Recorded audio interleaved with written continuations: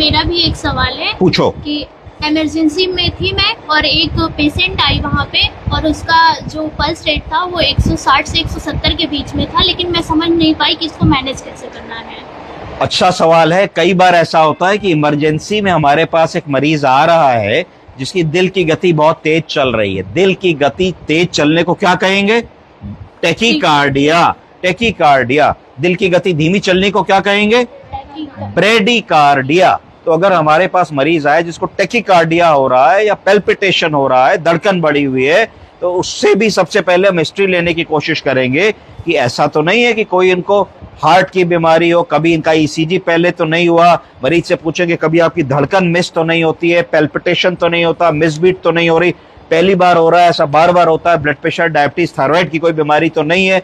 मोटी मोटी बात हम समझेंगे। टेकीकार्डिया, पेल्पिटेशन के क्या क्या कारण हो सकते हैं? सबसे पहला कारण हो सकता है कि मरीज डिहाइड्रेटेड हो। अगर मरीज का बीपी कम होगा तो कम बीपी को कंपेंसेट करने के लिए दिल तेजी तेजी से धड़केगा। दिल तेजी तेजी से धड़केगा तो पल्स रेट बढ़ जाएगी, है ना।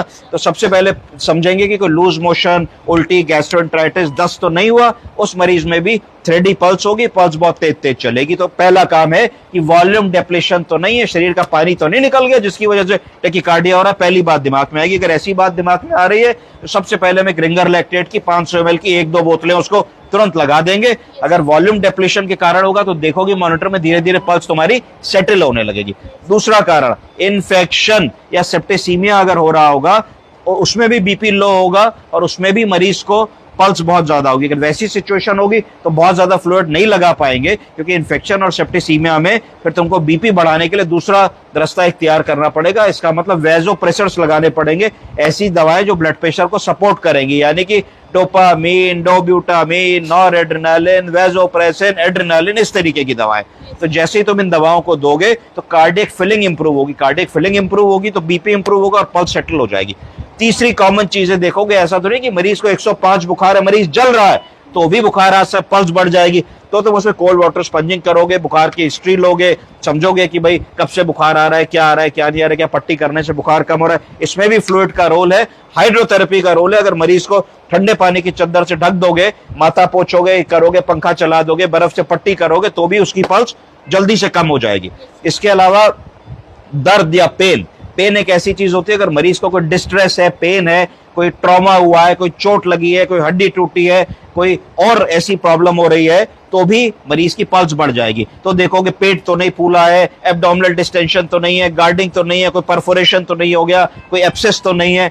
पैरों में कई बार ऐसा होता है, बुजुर्ग लोग आते हैं उनके पैरों में बड़ी सूजन होती है, डीवीटी होता है, छुओ तो पैर गर्म होते हैं, पैर में इन्फेक्शन होता है, सेलुलाइटिस होती है।